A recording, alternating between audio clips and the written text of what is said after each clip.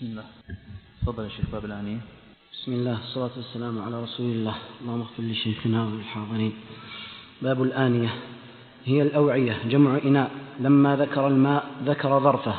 كل إناء طاهر كالخشب والجلود والصفر والحديد ولو كان ثمينا كجوهر وزمرد، يباح اتخاذه واستعماله بلا كراهة غير جلد آدمي وعظمه فيحرم، إلا آنية ذهب وفضة.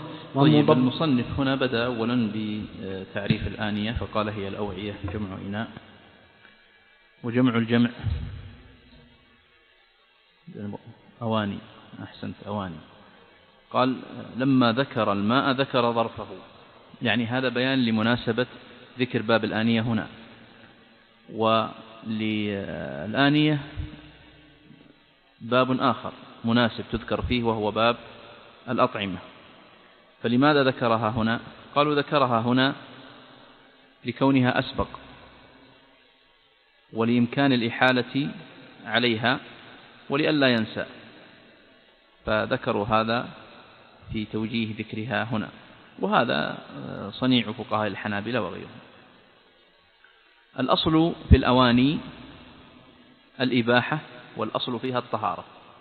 الأصل في الأواني أنها مباحة والأصل أنها طاهرة، ويدل على ذلك أولا قول الله جل وعلا هو الذي خلق لكم ما في الأرض جميعا، وقول الله جل وعلا وسخر لكم ما في السماوات وما في الأرض، وحديث أبي ثعلبة الخشني إن الله فرض فرائض فلا تضيعوها وحد حدودا فلا تعتدوها وسكت عن أشياء رحمة بكم من غير نسيان فلا تسألوا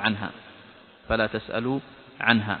فهنا هذه الأدلة تدل على أن الأصل الإباحة والطهارة، فالأصل في الآنية أنها مباحة والأصل فيها أنها طاهرة. ما وجه حديث أبي ثعلبة الخشني؟ الإبقاء على الأصل، وسكت عن أشياء رحمة بكم فلا تسألوا عنها. قال كل إناء طاهر كالخشب والجلود والصفر. الصفر ما هو؟ نعم، والحديد ولو كان ثمينا كجوهر وزمرد. الزمرد نوع من الجواهر. قال يباح اتخاذه واستعماله بلا كراهة. وما الفرق بين الاتخاذ والاستعمال؟ والاستعمال التلبس والمباشرة، يقولون هكذا: الاتخاذ والاقتناء، والاستعمال هو التلبس والمباشرة. والآنية يقسمونها من جهة التعامل معها إلى ثلاثة أقسام. القسم الأول الحفظ، والقسم الثاني التحلي، والقسم الثالث الاستعمال. فلو أن شخصا حفظ آنية ذهب أو فضة، لا نقول آنية، حفظ ذهبا وفضة من غير الآنية لا تستعمل، يجوز. ولذلك باب الحفظ هو أوسع الأبواب، يجوز للرجل وللمرأة. ولذلك تعرفون أن الناس تجارتهم تقوم على التعامل مع الذهب والفضة. النوع الثاني التحلي، وهذا جائز للمرأة بإطلاق وللرجل من الفضة بقيود، يعني في مواضع يجيز فيها استعمال الفضة كالخاتم نعم ونحوه. الأمر الثالث الاستعمال، وهذا يستوي فيه الرجل الذكر والأنثى، فما حرم استعماله حرم اتخاذه. فإذا كان يحرم الشرب في كوب ذهب فإنه يستوي فيه أنه حرام على الرجل وعلى المرأة، وما دام يحرم الشرب فيه يحرم اتخاذه، يعني يحرم اقتناؤه. وبالتالي فنقول التعامل مع الذهب والفضة إما بالحفظ وهذا جائز للذكر والأنثى، وإما بالتحلي وهو جائز للمرأة بإطلاق وللرجل من الفضة بقيود، وإما الاستعمال وهو محرم على الذكر والأنثى. قال يباح اتخاذه واستعماله بلا كراهة. ثم ذكر استثناءين: الأول جلد الآدمي وعظمه فهذا حرام، والثاني آنية الذهب والفضة، لأنه ذكر أن كل إناء يجوز استعماله. طيب لماذا جلد الآدمي وعظمه؟ يعني هل يمكن أن يكون هناك آنية من جلد الآدمي؟ يمكن، لكن هذا محرم، وذلك لحرمة الآدمي. وقد جاء في حديث النبي صلى الله عليه وسلم كسر عظم الميت ككسره حيا. ثم قال الاستثناء الثاني آنية الذهب والفضة لحديث أم سلمة الذي يشرب في آنية الذهب والفضة إنما يجرجر في بطنه نار جهنم، وهذا متفق عليه، وسيريده المصنف بزيادة، والزيادة مختلف فيها. والحديث الآخر حديث حذيفة وهو أيضا في المسألة: لا تأكلوا في آنية الذهب والفضة ولا تشربوا في صحافهما فإنهما لهم في الدنيا ولكم في الآخرة، وهذا متفق عليه. والدليل الثالث في المسألة الإجماع، حكاه الإمام النووي وحكاه ابن قدامة وغيرهم. فهذه ثلاثة أدلة على هذا الاستثناء، وهو استثناء آنية الذهب والفضة. تفضل. ومضببا بهما أو بأحدهما غير ما يأتي، وكذا المموه والمطلي والمطعم والمكفة بأحدهما، فإنه يحرم اتخاذها لما فيه من السرف والخيلاء وكسر قلوب الفقراء، واستعمالها في أكل وشرب وغيرهما ولو على أنثى، لعموم الأخبار وعدم المخصص، وإنما أبيح التحلي للنساء لحاجتهن إلى التزين للزوج. وكذا قال ومضببا بهما أو بأحدهما، مضببا بهما يعني بالذهب والفضة، أو بأحدهما غير ما يأتي، يعني غير ما يأتي استثناؤه. ثم قال وكذا المموه والمطلي والمطعم والمكفة. والمموه معناه أن يغمس الإناء في ذهب أو فضة مذابة، يعني يكون عندنا الذهب والفضة مذابة ونأتي بالإناء فنغمسه فيها، هذا معنى التمويه، فتكتسب من هذا الذهب أو من الفضة. والمطلي قالوا أن يجعل الذهب والفضة كالورق الرقيق ويلصق بالإناء، ليس معنى مطلي أن يطلع، لا، أن يجعل كالورق، يعني مثل ما نسميه الآن في البيوت ورق إيش؟ الحائط، يجعل كالورق ثم يلصق على الإناء. والثالث المطعم، أن يحفر في الإناء حفرا عميقة ثم تملأ ذهبا أو فضة، هذا معنى المطعم، يطعم الإناء بها. والرابع المكفت. المكفت يختلف عن المطعم، المطعم يحفر في الإناء، المكفت يكون على شكل شرائط، يوضع في الإناء شرائط من ذهب أو من فضة، واضح؟ هذه معنى هذه العبارات أو الألفاظ الأربعة. فالمموه إذابة الذهب والفضة ثم غمس الإناء فيهما. والمطلي جعل الذهب والفضة كالورق ثم إلصاقه بالإناء. والمطعم أن يحفر في الإناء حفرا ظاهرة واضحة ثم تملأ هذه الحفر بالذهب والفضة.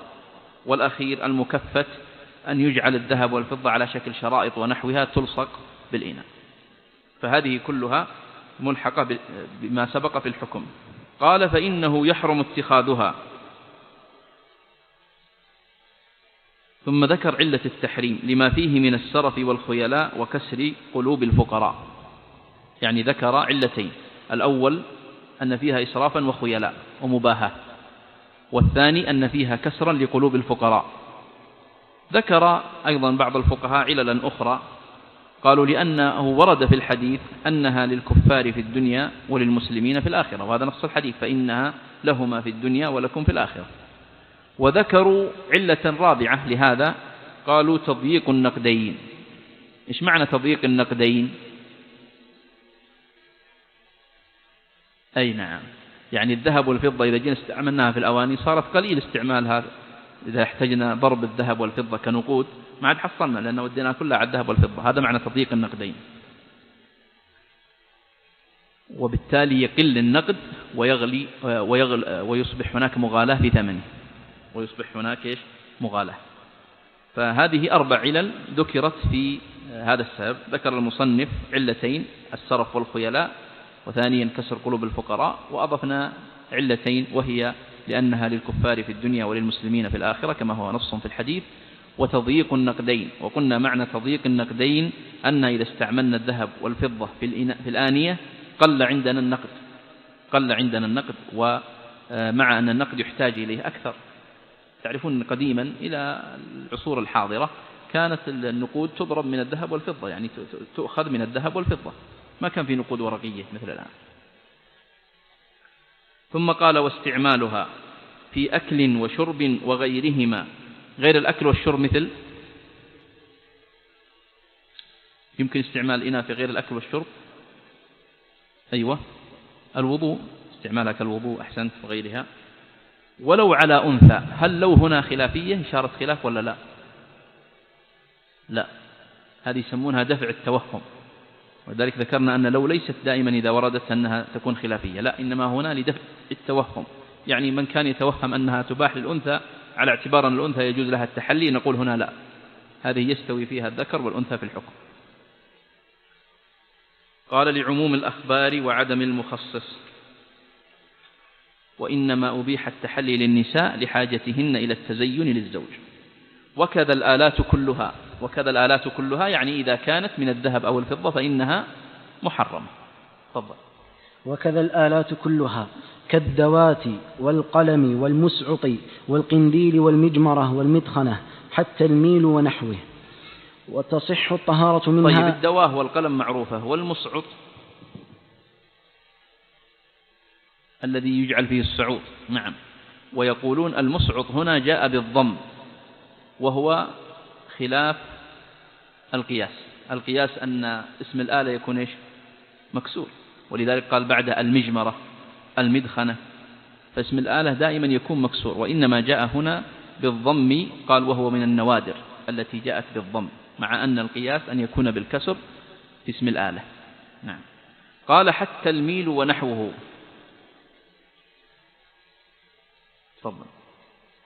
وتصح الطهارة منها أي من الآنية المحرمة، وكذا الطهارة بها وفيها وإليها، وكذا آنية مغصوبة إلا ضبة يسيرة عرفا لا كثيرة من فضة لا ذهب لحاجة، وهي أن يتعلق بها غرض من غير الزينة، فلا بأس بها، لما روى البخاري عن أنس رضي الله عنه أن قدح النبي صلى الله عليه وسلم انكسر. أن قدح النبي صلى الله عليه وسلم انكسر فاتخذ مكان الشعب سلسلة من فضة، وعلم منه أن المضبب بذهب حرام مطلقا، وكذا المضبب بفضة لغير حاجة أو بضبة كبيرة عرفا ولو لحاجة، لحديث ابن عمر رضي الله عنهما: من شرب في إناء ذهب أو فضة أو إناء فيه شيء من ذلك فإنما يجرجر في بطنه نار جهنم، رواه الدارقطني. وتكره مباشرتها أي الضبة المباحة لغير حاجة، لأن فيه استعمالا للفضة، فإن احتاج إلى مباشرتها كتدفق الماء أو نحو ذلك لم يكره وتباح. طيب، احنا وقفنا على قول حتى الميل، ما المقصود بالميل؟ أيوة. طيب، استثنى الفقهاء حالة واحدة أجازوا فيها استعمال الميل من الذهب والفضة. أيوة، إذا كان لغرض التداوي فإنه يباح. طبعا المقصود أنه يصبح التداوي بالذهب أو الفضة، بذات الذهب أو الفضة. ثم قال: وتصح الطهارة منها، يعني من الآنية المحرمة، وكذا الطهارة بها يعني إيش؟ غرفا، يعني تكون هي آلة الغرف. وفيها ينغمس فيها، لو كان مثلا زي حوض السباحة الكبير من ذهب فينغمس فيه. وإليها، أيوة، تكون هي مصب الماء يصب ويذهب إليها. هذا معنى قوله، أو معنى قوله: وكذا الطهارة بها اغترافا، وفيها انغماسا، وإليها مصبا. نعم. وكذا آنية مغصوبة، وكذا يعني في الحكم الآنية المغصوبة فتحرم، لكن تصح الطهارة بالآنية المغصوبة. قالوا: لأنه ليس من شرط صحة الوضوء أن يكون الإناء مباح، ليس من شرط صحة الوضوء كون الإناء مباحا إلا ضبة. الآن بعد أن انتهى من الكلام على القاعدة المستقرة وهي تحريم آنية الذهب والفضة، استثنى الضبة، والضبة هذه لها قيود في الاستثناء: أن تكون يسيرة، أولا تكون ضبة، والتضبيب معناه أن يخلط الإناء، أن يخاط الإناء بعد انكساره، يعني يخاط الإناء يعني يرقع الإناء بعد انكساره. وأن تكون يسيرة، وضابط كونها يسيرة من عدمه مرجعه العرف. وأن تكون من فضة فلا تكون من ذهب. وأن تكون لحاجة. 4 قيود: ضبة، يسيرة، من فضة، لحاجة. ما هو ضابط الحاجة أو قيد معرفة الحاجة؟ قال أن يتعلق بها غرض غير الزينة، يعني ما يكون الغرض منها الزينة، فإذا وجدت لأي غرض آخر غير الزينة فنقول فعلا هنا ظهرت الحاجة إليها. ثم استدل على ذلك، فلو وضعها تجملا أو تزينا فإنه لا يصح، لأن الضبة هذه قد تزين الإناء، إذا انكسر الإناء وضع في مكان الانكسار ضبة من فضة أو من ذهب فإنها تزين الإناء، مع أنه هنا قيد الجواز بالفضة وليس بالذهب. قال فلا بأس بها لما روى البخاري عن أنس رضي الله عنه أن قدح النبي صلى الله عليه وسلم انكسر فاتخذ مكان الشعب سلسلة من فضة. وعلم منه يعني مما سبق أن المضبب بذهب حرام مطلقا. ماذا نستفيد من لفظة مطلقا؟ أيوة نعم، صغيرة أو كبيرة لحاجة أم لغير حاجة. وكذا المضبب بفضة لغير حاجة أو بضبة كبيرة عرفا ولو لحاجة. ثم استدل بالحديث الذي ذكرناه في أصل المسألة، لكنه زاد فيه الزيادة التي وقع فيها اختلاف المحدثين. الحديث من شرب في إناء ذهب أو فضة فإنما يجرجر في بطنه نار جهنم يوم القيامة. هنا زاد أو إناء فيه شيء من ذلك. ليش؟ حتى يشمل الاستدلال على الضبة، لأن الضبة فيها شيء، الإناء فيه شيء وليس كله من ذهب وفضة.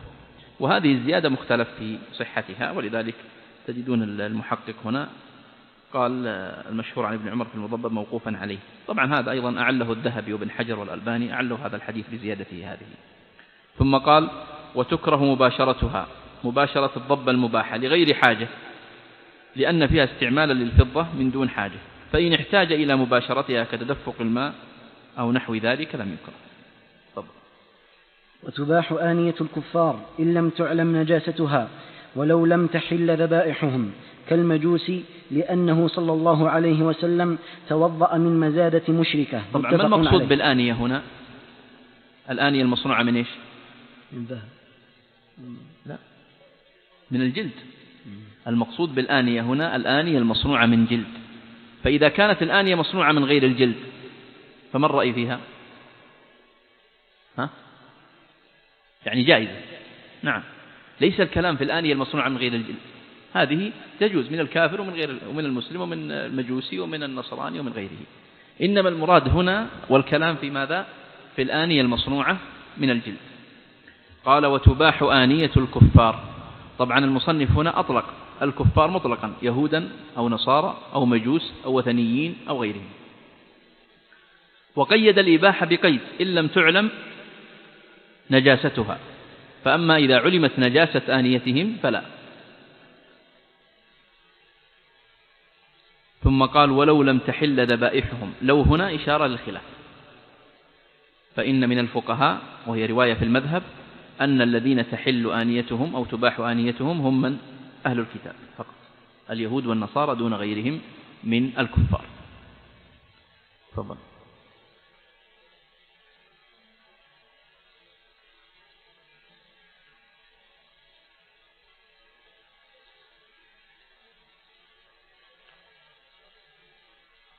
تقصد أن الآنية إيش؟ إيه؟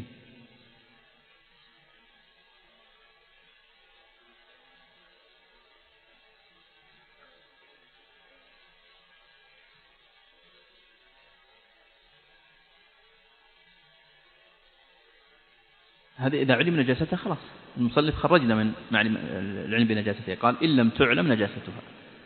طبعا النجاسة الشيخ سرحان، النجاسة هنا إما أن تكون نجاسة ذاتية أصلية كما لو كان الإناء هذا مصنوع من خنزير أو من كلب فهذا يخرج، وإما أن تكون نجاسة حكمية طرأت النجاسة عليها كما لو استعمل فيها كما يقول الشيخ وضع فيها خمر أو وضع فيها لحم خنزير أو غيره، فهذه الإناء ليس نجسا بذاته ولكن وضع فيه شيء نجس، فهذه نخرج منها بقول المصنف إن لم تعلم نجاستها.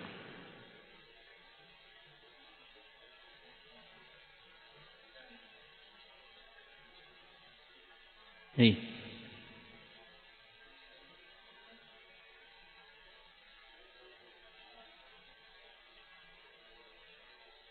الأصل فيها أنها جائزة. نعم، الأصل فيها أنها جائزة. تفضل. وتباح ثيابهم أي ثياب الكفار ولو وليت عوراتهم كالسراويل إن جهل حالها ولم تعلم نجاستها، لأن الأصل الطهارة فلا تزول بالشك. وكذا ما صبغوه أو نسجوه. وآنية من لابس النجاسة كثيرا كمدمني الخمر. وثيابهم وبدن الكافر طاهر، وكذا طعامه وماؤه، لكن تكره الصلاة في ثياب المرضع والحائض والصبي ونحوهم. جميل. طيب، قال هنا وتباح ثيابهم، يعني ثياب الكفار، ولو وليت عوراتهم كالسراويل إن جهل حالها ولم تعلم نجاستها، لأن الأصل الطهارة كما تقدم بيانه، عملا بالقاعدة اليقين لا يزول بالشك. والملابس هنا يقولون هي نوعان، إما جديدة أو مستعملة. فالجديدة ما صنعه الكفار ونسجوه فيجوز استعمالها ولا إشكال فيه، والمستعملة إذا علمت طهارتها فهي مباحة، وإذا علمت نجاستها فهي محرمة، وإذا جهل حالها فهذه اللي أراد المصنف الكلام عليها. نعم، فتباح ثيابهم ولو وليت عوراتهم إن جهل حالها. فأما إذا علمت طهارتها فليست داخلة معنا في المسألة، وإذا علمت نجاستها فهي أيضا خارجة وهي نجس. وكذا ما صبغوه أو نسجوه. وآنية من لابس النجاسة كثيرا كمدمن الخمر. وثيابهم وبدن الكافر طاهر، وكذا طعامه وماؤه. من لابس النجاسة كثيرا، طبعا هل يشترط أن يكون كافرا؟ هل مراد المصنف هنا أنه لا، لم يرد المصنف هنا أن يقتصر على كونه كافر، سواء كافر أو حتى مسلم. قالوا كمدمن الخمر وكالحائض والمرضع والدباغ والجزار الذين يباشرون النجاسة. فآنيتهم وثيابهم وبدن الكافر طاهر، وكذا طعامه وماؤه. ثم قال لكن تكره الصلاة في ثياب المرضع والحائض والصبي ونحوهم. لماذا كرهوه؟ أيوة، احتياطا للعبادة وخروجا من الخلاف الوارد في المسألة، وهو خلاف مذهبي، يعني خلاف نازل. تفضل.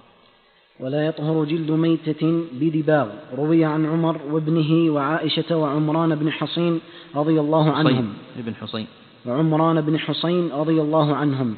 وكذا لا يطهر جلد غير مأكول بذكاه كلحمه، ويباح استعماله أي استعمال الجلد بعد الدبغ بطاهر منشف للخبث. قال في الرعاية ولا بد فيه من زوال الرائحة الخبيثة. وجعل المصران والكرش وتراء دباغ، ولا يحصل بتشميس ولا تتريب، ولا يفتقر إلى فعل آدمي، فلو وقع في مدبغه فاندبغ جاز استعماله في يابس لا مائع ولو وسع قلتين من الماء، إذا كان الجلد من حيوان طاهر في الحياة مأكولا كان كالشاة أو لا كالهرة. نعم.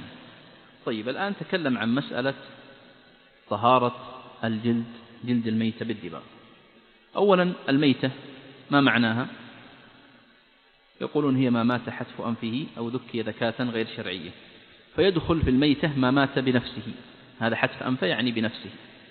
والثاني ما ذكي ذكاة غير شرعية، سواء كان في الآلة أو في المذكي، فمثلا ما ذكاه المجوسي فذكاته غير شرعية ولا تعد.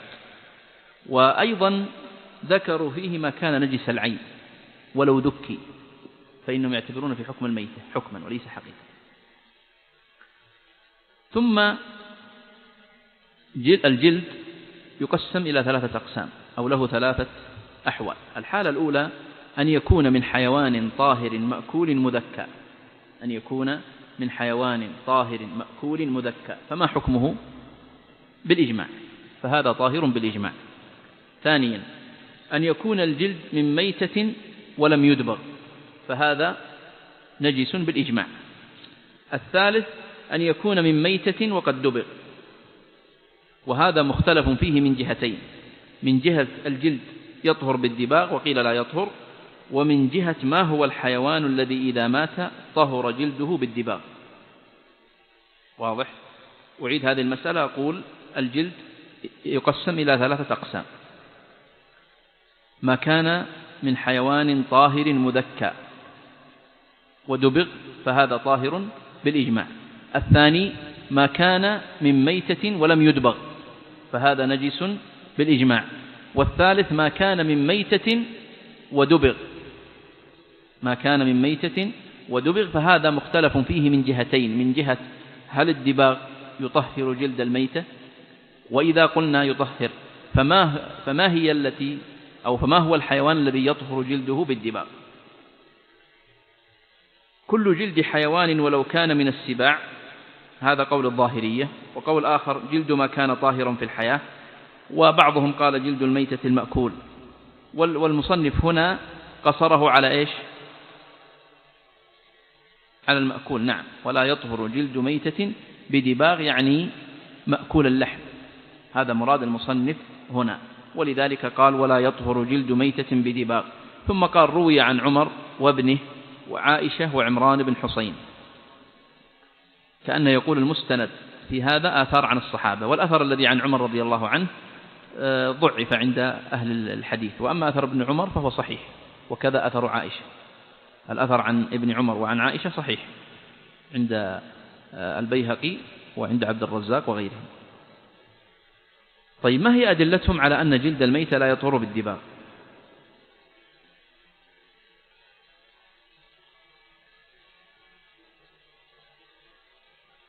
أتانا كتاب النبي صلى الله عليه وسلم قبل وفاته بشهر.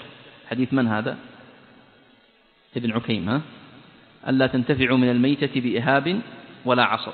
فقالوا كأن هذا لما قال أتانا قبل وفاته بشهر كأنه ناسخ لما تقدم. والدليل الثاني قالوا أن الميتة نجس، أن الميتة تنجس بموتها، والنجس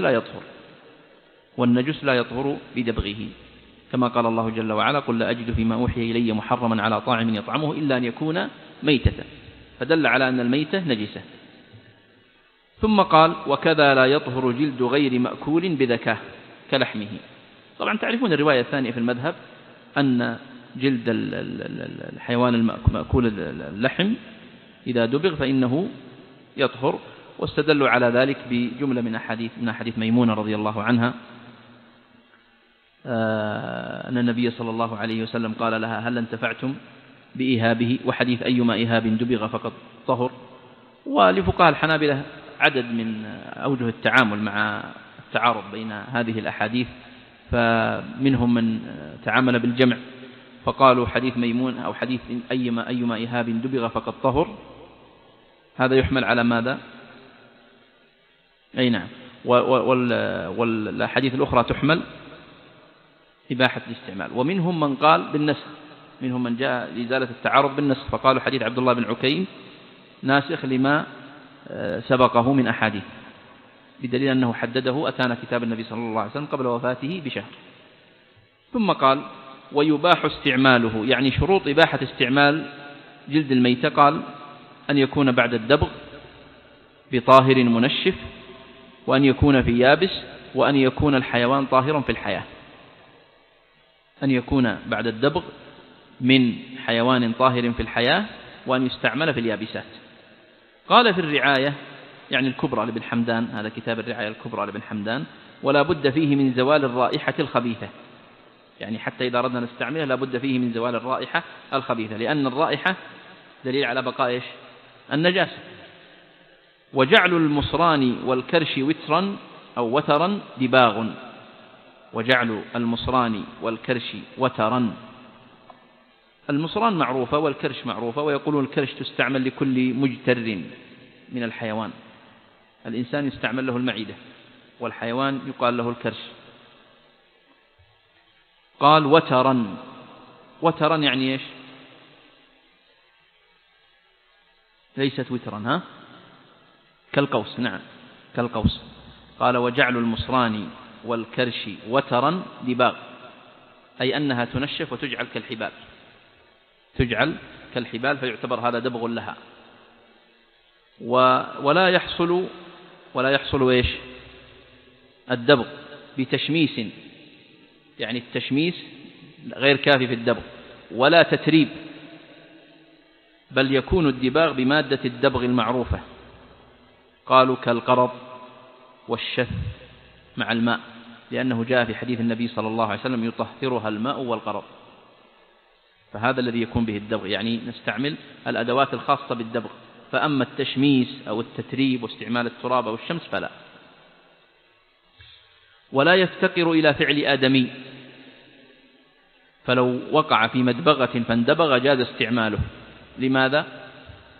أحسنت، بناء على قاعدتهم أنه من باب إزالة النجاسة، وإزالة النجاسة لا يفتقر فيها إلى النية، ولذلك قال لا يفتقر إلى فعل آدمي. فما دام لا يفتقر فيها إلى نية المكلف وقصده فإنها تزول النجاسة بأي مزيل أو بأي كيفية وليس بأي مزيل، فعند المذهب أنه لا يزيلها إلا الماء، لكن تزال بأي كيفية. ثم ذكر الضابط الثاني في يابس، يعني من ضوابط استعماله يكون في اليابسات دون المائعات، لأن المائعات احتمال اختلاطه مع النجاسة، وأن يكون الحيوان الذي دبغ هذا طاهرا في الحياة. قال إذا كان الجلد من حيوان طاهر في الحياة، سواء كان مأكولا كالشاة أو غير مأكول كالهرة. تفضل. أما جلود السباع كالذئب ونحوه مما خلقته أكبر من الهر ولا يؤكل، فلا يباح دبغه ولا استعماله قبل الدبغ ولا بعده، ولا يصح بيعه. ويباح استعمال منخل من شعر نجس في يابس، ولبنها أي لبن الميتة وكل قال أجزائه. أما جلود السباع كالذئب ونحوه مما خلقته أكبر من الهر فهذا لا يؤكل، طبعا لا يؤكل. قال لا يباح دبغه ولا استعماله لا قبل الدبغ ولا بعده، ولا يصح بيعه. وأدخل مسألة البيع مع أنها ترد في باب البيوع. طبعا ما حكم بيع جلد الميتة غير هذا؟ أيضا لا يجوز. ثم قال ويباح استعمال منخل من شعر نجس في يابس. تفضل. الآن سيتكلم على أجزاء الميتة بعد أن تكلم عن مسألة طهارة الجلد في الدباغ، يتكلم عن أجزاء الميتة. ولبنها أي لبن الميتة وكل أجزائها كقرنها وظفرها وعصبها وعظمها وحافرها وإنفحتها وجلدتها نجسة فلا يصح بيعها، غير شعر ونحوه كصوف ووبر وريش من طاهر في حياة، فلا ينجس بموت فيجوز استعماله. ولا ينجس باطن بيضة مأكول صلب قشرها بموت الطائر. طيب، أجزاء الميتة يقسمها الفقهاء إلى 3 أقسام: ما كان دون الجلد، وما أمكن انفصاله، وما كان بينهما. طبعا قالوا ما كان دون الجلد وهو ما يعبرون عنه، يقولون هو الذي تحل فيه الحياة. ما كان دون الجلد مثل إيش؟ اللحم والعصب والعظم، فهذه نجسة. ما كان دون الجلد مما يحله الحياة فهذا نجس، كاللحم والعصب والعظم وغيره. ثانيا ما كان فوق الجلد وأمكن انفصاله، كالصوف والوبر والشعر، وهو الذي لا تحله الحياة، فهذا حكمه طاهر. ووضعوا له قيدا، قالوا يقص قصا ولا ينتف نتفا، يعني يقص بالمقراض، لأنك لو نتفت مع وصول النجاسة فيقص. والثالث ما كان بينهما فلا تحله الحياة وليس بمنفصل كالجلد. نعم. وهذا الكلام كله ما تكلمنا عنه قبل قليل، اللي هو جلد الميتة، وما سيتكلم عنه هو مندرج في هذا التقسيم الثلاثي. قال ولبنها أي لبن الميتة وكل أجزائها كقرنها وظفرها وعصبها وعظمها وحافرها وإنفحتها وجلدتها نجسة. طيب، كلها واضحة. ما معنى الإنفحة؟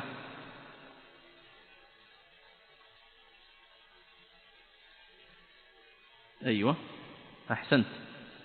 الإنفحة يقولون يستخرج من بطن الرضيع من العصارة ونحوها قبل أن يأكل الطعام، فيذبح ويشق ويستخرج من هذه العصارة ويوضع على اللبن والجبن، يعني يصنع منه اللبن والجبن. هذا معنى الإنفحة. وفي ضبطها 4 أوجه: إنفحة وإنفحة وأنفحة ومنفحة. هذه 4 أوجه في الكلام فيها: إنفحة وإنفحة وأنفحة ومنفحة. قال كقرنها وظفرها وعصبها وعظمها وحافرها وإنفحتها أو إنفحتها وجلدتها نجسة فلا يصح بيعها لنجاستها. ثم استثنى الشعر، قال ونحوه كصوف ووبر وريش من طاهر في حياة فلا ينجس بموت فيجوز استعماله. قال ولا ينجس باطن بيضة مأكول صلب قشرها بموت الطائر، فباطنها وأن تكون من البيضات التي تؤكل أصولها، وأن يكون قشرها صلبا. أما إن كان قشرها رقيقا فإنه ينجس لإمكان نفاذ النجاسة إليها. هذه آخر مسألة يتكلم عنها الآن في باب الآنية. تفضل.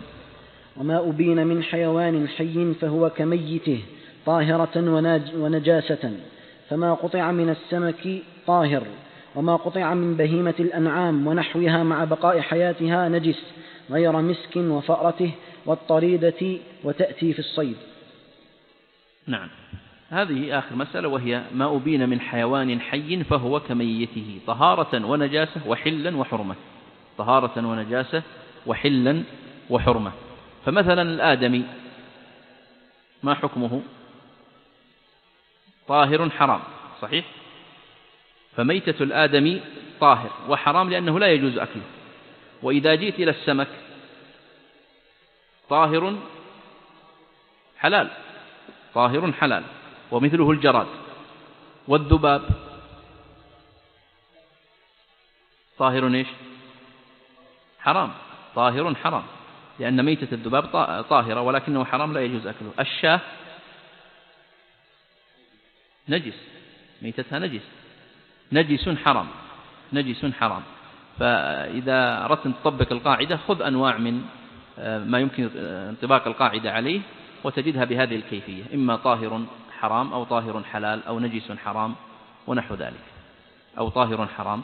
قال فما قطع من السمك طاهر، وما قطع من بهيمة الأنعام ونحوها مع بقاء حياتها نجس لأن ميتتها نجسة. ثم استثنى المسك، هذا الاستثناء الأول، وفأرته وهو الوعاء الذي يوضع فيه المسك، لأنهم يقولون المسك ينعقد في بطن الغزال ثم مع الوقت ينفصل عنه، فهذا المسك وفأرته اللي كان فيها. والطريدة قال وتأتي في الصيد، وهذا من الأشياء اللي يقول أحيانا يذكرها المصنفين ويغفلون عنها، قال سيذكرها في الصيد ولم يذكرها. الطريدة معناها إذا كان عندك حيوان مستأنس توحش فأردت، توحش يعني ذهب عنك وأردت اللحاق به وأنت تطرده ولم تقبض عليه، فما تفعل به؟ ترمي حتى يقف، قد يموت وقد يسلم. فلو انفصل منه شيء فهذا المنفصل منه لا يعتبر نجس، لا يعتبر منه نجس. لماذا استثني؟ أي نعم، الحاج نعم، أي نعم، جائز.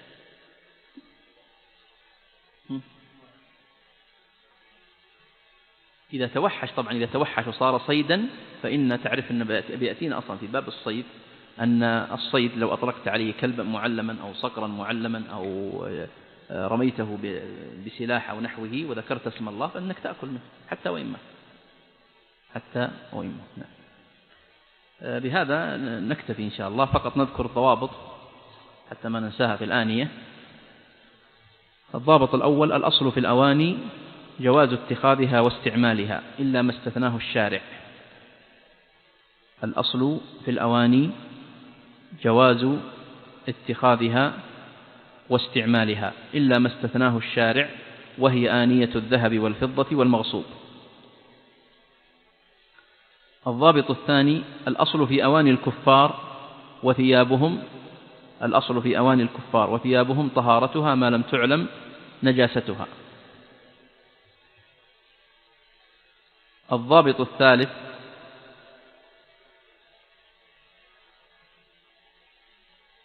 ما كان مأكول اللحم فهو طاهر، وما كان غير مأكول اللحم فهو نجس إلا الهرة وما دونها في الخلقة. ما كان مأكول اللحم فهو طاهر، وما كان غير مأكول اللحم فهو نجس إلا الهرة وما دونها في الخلقة. الضابط الرابع: شعر الحيوان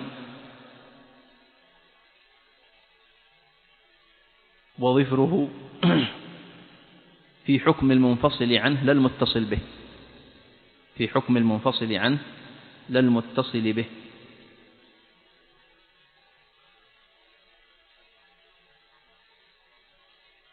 الضابط الخامس: لا يطهر جلد الميتة بدباغ. وهذا مقتضى، طبعا تذكرون تكلمنا عن الضوابط أنها على مقتضى قواعد المذهب، ولا يلزم أن هذا الضابط متفق عليه، لا، هذا الضابط خلاف. الضابط الذي بعده: ما أبين من حي فهو كميته. ما أبين من حي فهو كميته. في ضابط قبل نسيناه: كل ما حرم استعماله مطلقا من الآنية حرم اتخاذه. كل ما حرم استعماله مطلقا من الآنية حرم اتخاذه. في شيء تريد أن نعيده منها؟ الأخيرة: كل ما حرم استعماله مطلقا من الآنية حرم اتخاذه. الثالث اللي هو أوله: الأصل في أواني الكفار وثيابهم طهارتها ما لم تعلم نجاستها.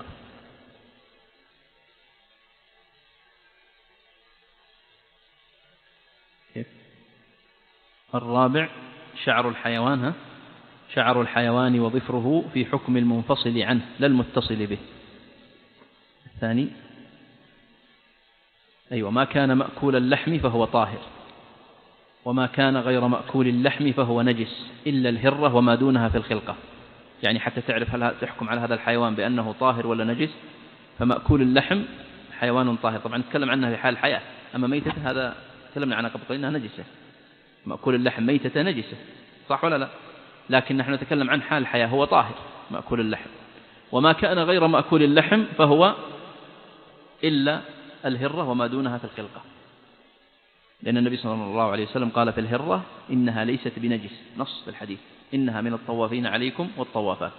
قال الفقهاء: وما دونها في الخلقة فهو في حكمها، مثل الفأر، نجس ولا طاهر؟ طاهر.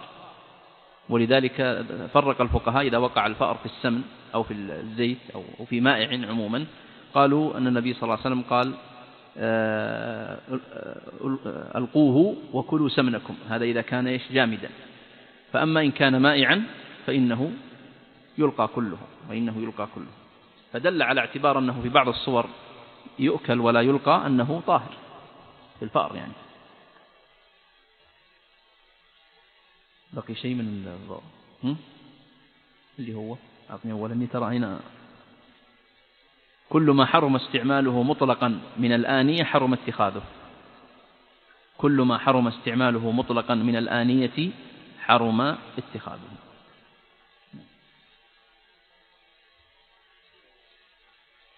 كيف؟